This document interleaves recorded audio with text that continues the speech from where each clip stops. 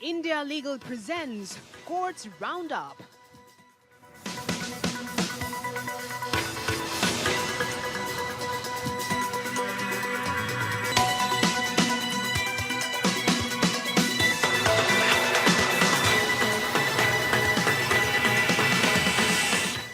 Doctor ortho Ayurvedic oil and capsule, अब दर्द भी घुटने टेकेगा। ऑपरेशन सिंदूर पर विवादास्पद फेसबुक पोस्ट मामले में अली खान महमूदाबाद पर मुकदमा नहीं करेगा हरियाणा। कोर्ट ने कहा महमूदाबाद को भविष्य में समझदारी से काम लेना चाहिए। 5 वर्षीय एलएलबी पाठ्यक्रम की अवधि को चुनौती देने वाली याचिका पर सुप्रीम कोर्ट ने दिखाई सख्ती। याचिकाकर्ता को कहा शिक्षा नीति में अपने विचार नहीं थोपे। मामला अप्रैल 2026 में सुनवाई के लिए सूचीबद्ध। अडानी समूह पर न्यूज रिपोर्ट के लिए जारी समन को चुनौती देने वाली याचिका पर सुप्रीम कोर्ट ने पत्रकार रवि नायर को दी सलाह। गुजरात हाईकोर्ट में याचिका दाखिल करने को कहा। नायर को आपराधिक मानहानि मामले में दोषी ठहराया गया है। हरदीप पुरी की बेटी हिमायनी पुरी ने जेफरी एप्स्टीन से जुड़े ऑनलाइन कंटेंट को हटाने की मांग की। दिल्ली हाईकोर्ट में 10 करोड़ का मानहानि मामला दर्ज किया। एक्स, गूगल, मेटा और लिंक्डइन को निर्देश देने की मांग।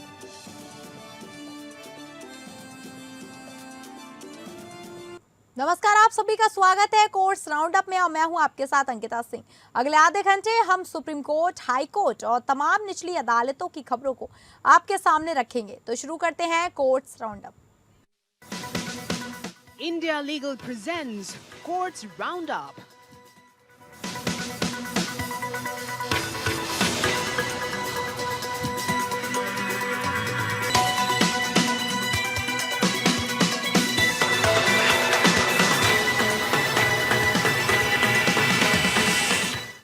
हरियाणा सरकार ने सोमवार को सुप्रीम कोर्ट को बताया है कि वह एक बार की मैग्नैनिमिटी के रूप में अली खान महमूदाबाद पर मुकदमा चलाने की अनुमति नहीं देगी।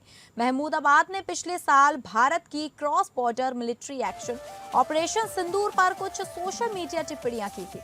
चीफ जस्टिस सूर्यकांत और जस्टिस जयमाल्या बागची की बेंच को इस पर जानकारी दी गई।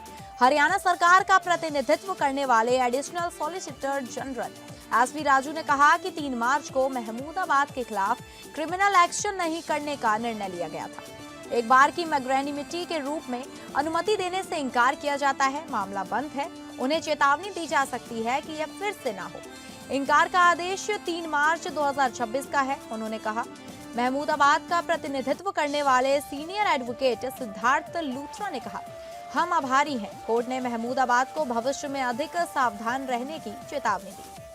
सीजेआई कांत ने कहा, कभी कभी लाइनों के बीच लिखने से अधिक समस्याएं पैदा होती हैं। कभी कभी स्थिति इतनी संवेदनशील होती है कि हमें सभी को सावधान रहना पड़ता है। महमूदाबाद एक उच्च शिक्षित व्यक्ति है। उन्हें भविष्य में समझदारी से काम लेना चाहिए। महमूदाबाद ने अपनी गिरफ्तारी को चुनौती देते हुए और ऑपरेशन सिंदूर पर उनके फेसबुक पोस्ट के संबंध में दर्ज 2 एफआईआर को रद्द करने की मांग करते हुए सुप्रीम कोर्ट का रुख किया था।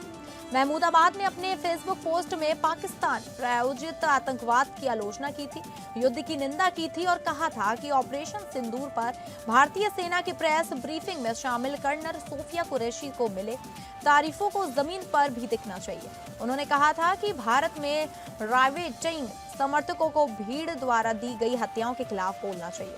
उनके खिलाफ 2 एफआईआर दर्ज की गई थी। पहली एफआईआर योगेश जथेरी की शिकायत पर दर्ज की गई।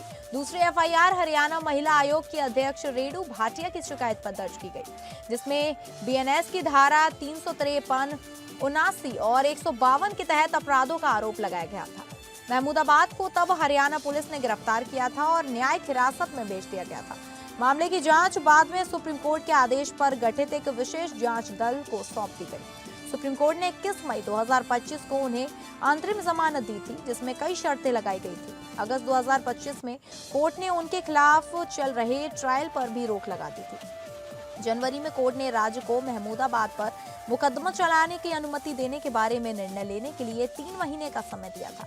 महमूदाबाद का प्रतिनिधित्व करने वाले सीनियर एडवोकेट कपिल सिब्बल ने तर्क दिया था कि उनके मकसद इसके खिलाफ मुकदमा चलाने का कोई अधिकार नहीं है। सीजेआई कांत ने महमूदाबाद को सलाह दी थी कि अगर राज्य उनके खिलाफ मुकदमा चलाने की अनुमति नहीं देता तो उन्हें अपने कमेंट्स में जिम्मेदारी दिखानी चाहिए। आज भी कोर्ट ने महमूदाबाद को यही सलाह दी जब राज्य ने कहा कि वह मामले को बंद कर रहा है।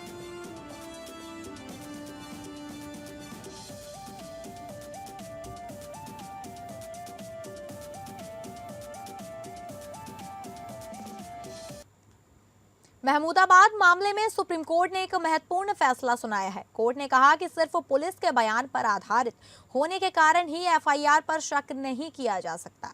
यह मामला अनुसूचित जाति वर्ग के सदस्यों के साथ जाति आधारित गाली गलौज करने के आरोप से जुड़ा है। पंजाब एंड हरियाणा कोर्ट ने हाई कोर्ट ने आरोपियों को अग्रिम जमानत दी थी, लेकिन सुप्रीम कोर्ट ने इस फैसले को रद्द कर दिया। सुप्रीम कोर्ट ने कहा कि हाई कोर्ट ने एफआईआर के स्रोत को जरूरत से ज्यादा महत्व दिया, जबकि उसे यह देखना चाहिए था कि क्या जानकारी से किसी संज्ञेय अपराध का पता चलता है। कोर्ट ने कहा कि जानकारी का स्रोत तब बेमानी हो जाता है जब उससे किसी संज्ञेय अपराध के होने का पता चलता है। इस मामले में एफआईआर एक पुलिस अधिकारी के बयान पर आधारित थी, जिसने खुद घटना को अपनी आंखों से देखा था।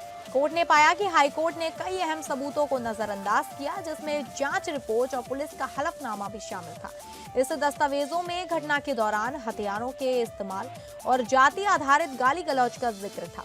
नतीजतन अपील को मंजूर कर लिया गया और आरोपियों को भी गिरफ्तारी पूर्व जमानत रद्द कर दी गई। इसके साथ ही उन्हें 15 दिनों के भीतर आत्मसमर्पण करने का निर्देश दिया गया।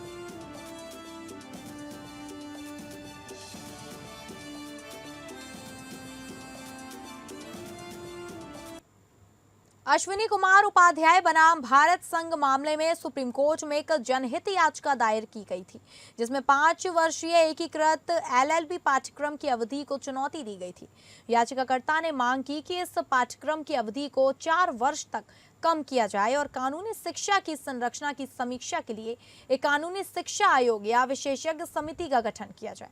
याचिकाकर्ता का तर्क था कि अधिकांश पेशेवर पाठ्यक्रम जैसे इंजीनियरिंग 4 वर्ष के होते हैं, जबकि एकीकृत एलएलबी पाठ्यक्रम 5 वर्ष का है, जो प्रतिभाशाली छात्रों को हतोत्साहित करता है, मध्यम और निम्न आय वाले परिवारों पर अनावश्यक वित्तीय बोझ डालता है। मामले में सर्वोच्च न्यायालय ने कुछ महत्वपूर्ण टिप्पणियां और निर्देश दिए हैं।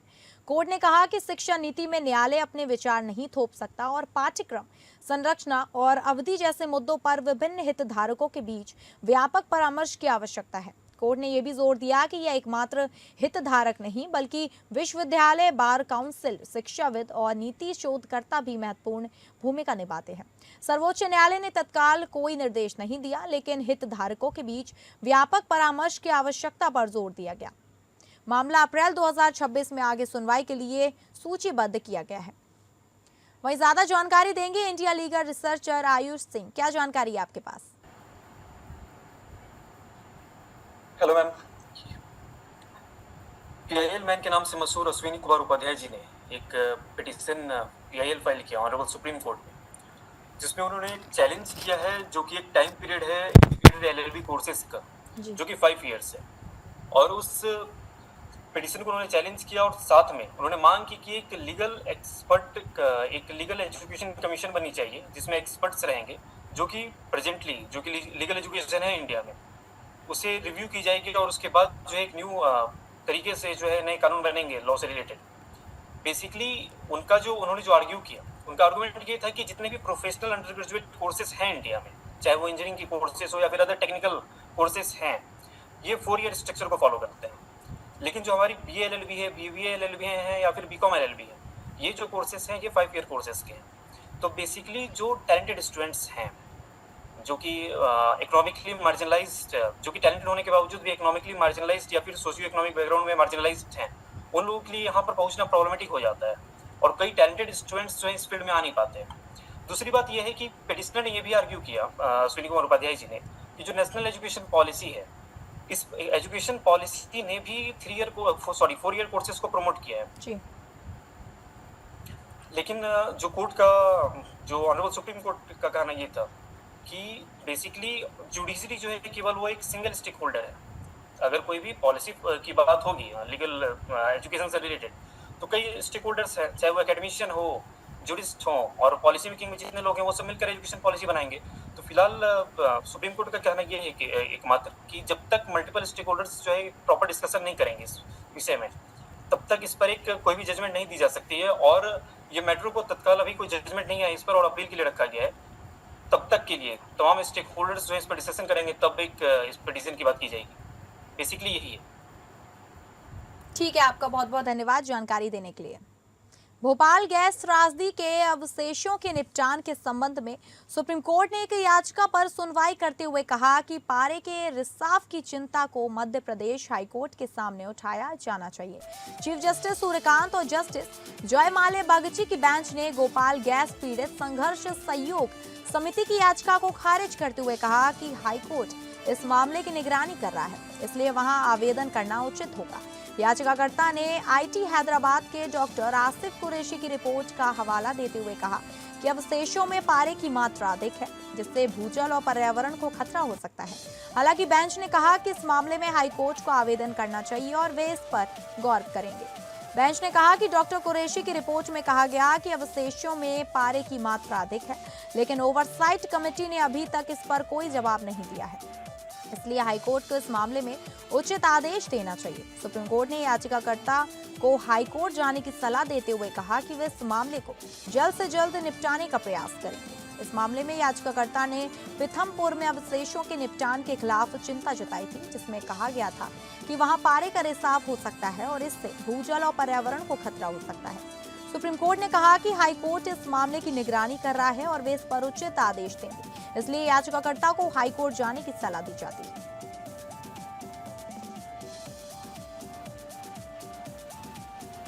सुप्रीम कोर्ट ने पत्रकार की रवि नायर की याचिका को खारिज कर दिया है, जिसमें उन्होंने अडानी समूह पर एक रिपोर्ट के संबंध में अहमदाबाद क्राइम ब्रांच द्वारा जारी समन को चुनौती दी थी। रिपोर्ट में दावा किया गया था कि भारतीय अधिकारियों ने LIC से गौतम अडानी के व्यवसायों में अरबों डॉलर निवेश करने का प्रस्ताव दिया था। जस्टिस विक्रमनाथ और जस्टिस संदीप मेहता की बेंच ने नायर को गुजरात हाईकोर्ट जाने की सलाह दी, जब उनके वकील सीनियर एडवोकेट आनंद ग्रोवर ने उनकी ओर से पेश होकर कहा कि नायर को लगातार परेशान किया जा रहा है।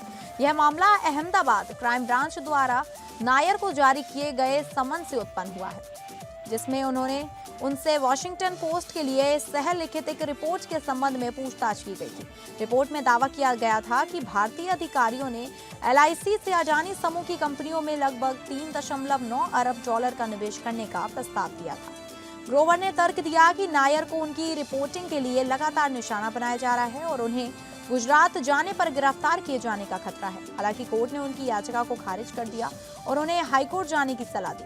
यह ध्यान देने योग्य है कि नायर को हाल ही में अडानी समूह द्वारा दायर एक अलग आपराधिक मानहानि मामले में दोषी ठहराया गया था। उस मामले में कोर्ट ने पाया था कि नायर ने अडानी समूह पर लगाए गए आरोपों को सत्यापित किए बिना प्रकाशित किया था, जिससे कंपनी की प्रतिष्ठा को नुकसान पहुंचा था। नायर को उस मामले में 1 साल की सजा और 5,000 रुपए का जुर्माना लगाया गया था।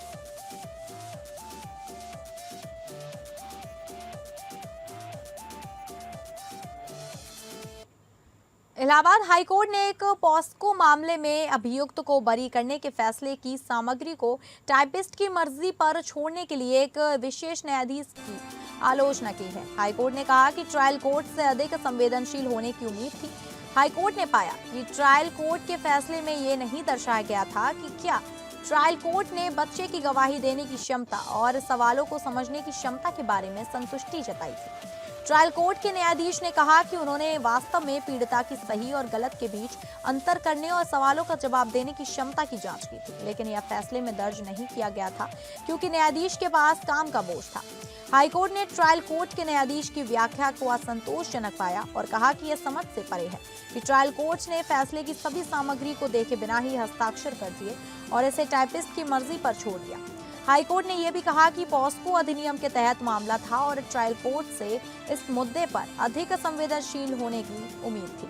हाईकोर्ट ने हालांकि इस स्तर पर कोई कार्यवाही नहीं करने का फैसला किया और अपील को स्वीकार कर लिया और मामले को जुलाई के दूसरे सप्ताह में अंतिम सुनवाई के लिए सूचीबद्ध किया।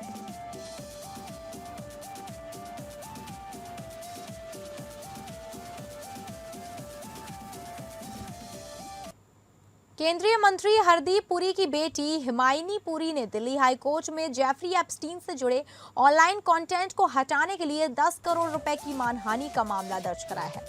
हिमायनी पुरी ने आरोप लगाया है कि कई ऑनलाइन पोस्ट गलत तरीके से दावा करते हैं कि उनका एप्स्टीन या उनके अपराधों से वित्तीय या नेटवर्क संबंध है। हिमायनी पुरी ने सोशल मीडिया संस्थाओं और जॉन डो पार्टियों के खिलाफ स्थायी प्रतिबंध और कंटेंट को हटाने की मांग की है। उन्होंने social media intermediates x, Google, Meta और लिंक्डइन के निर्देश देने की मांग की है कि जब भी उनके ध्यान में ऐसे कंटेंट आए तो वे उन्हें हटाएं। पुरी के अनुसार 22 फरवरी 2026 से कई सोशल मीडिया संस्थाओं ने आरोप लगाना शुरू कर दिया कि उनका एप्स्टीन और उसके अपराधों से सीधा या परोक्ष संबंध है। ये भी आरोप लगाया गया कि रियल पार्टनर्स LLC, जहां पुरी काम करती थी, को एप्स्टीन या उनके सहयोगियों से फंडिंग मिली थी। पुरी ने तर्क दिया कि आरोप पूरी तरह झूठे, दुर्भावनापूर्ण और तथ्यहीन है। उन्होंने कहा कि उन्हें निशाना बनाया जा रहा है क्योंकि वह हरदीप पुरी की बेटी हैं। यह मामला मंगलवार को सुनवाई के लिए सूचीबद्ध होने की संभावना है।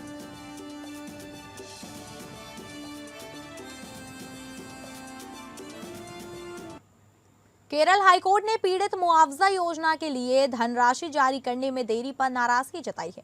कोर्ट ने कहा कि अगर एक सप्ताह में धनराशि जारी नहीं की गई तो वह राज्य के खजाने की जब्त कर सकता है। कोर्ट ने राज्य के वित्त सचिव को व्यक्तिगत रूप से उपस्थित होने और शपथ पत्र दाखिल करने का निर्देश दिया है। चीफ जस्टिस सौमेन सेन और जस्टिस श्याम कुमार VS की डिवीजन बेंच ने यह निर्देश दिया है। कोर्ट ने कहा कि पीड़ित मुआवजा योजना के तहत धनराशि जारी करने में देरी क्यों हुई, इसका स्पष्टीकरण दिया जाए। होम सेक्रेटरी विश्वनाथ सिन्हा ने कोर्ट में उपस्थित होकर बताया कि उन्होंने 11 मार्च को एक बैठक में हिस्सा लिया था, जिसमें मेडिएटर, हॉनोरियम और पीड़ित मुआवजा योजना के मुद्दों पर चर्चा हुई थी। उन्होंने कहा कि वह Kerala state legal services authority के सदस्य नहीं है, इसलिए उन्हें बैठक में शामिल होने के लिए नोटिस नहीं दिया गया था।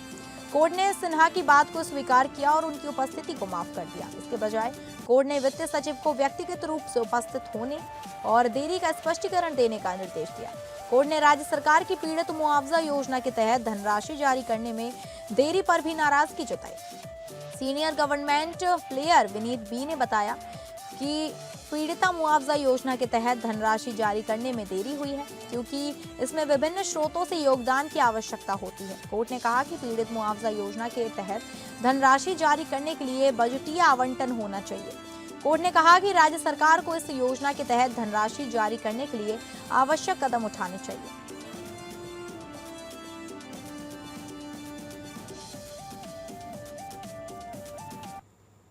अब आइए इंडिया लीगल वेब रिपोर्टर से समझे कि ट्रांसजेंडर व्यक्तियों यानी कि अधिकारों का संरक्षण संशोधन विधेयक 2026 की प्रमुख विशेषताएं क्या हैं।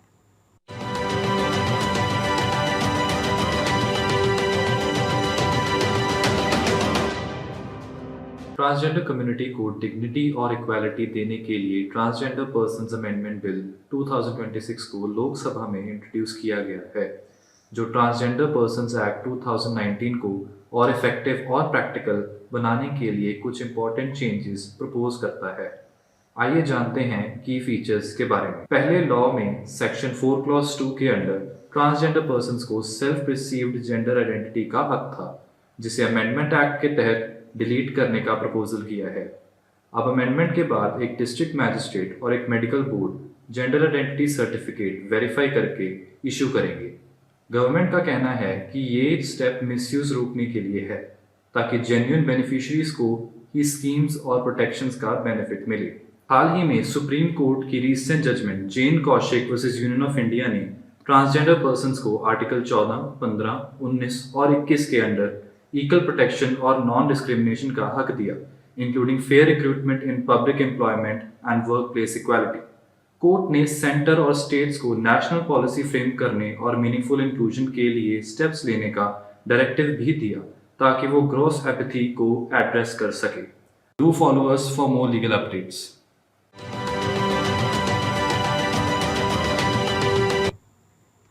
तो फिलहाल कोर्ट्स राउंडअप में बस इतना ही। नमस्कार। India Legal presents Courts Roundup.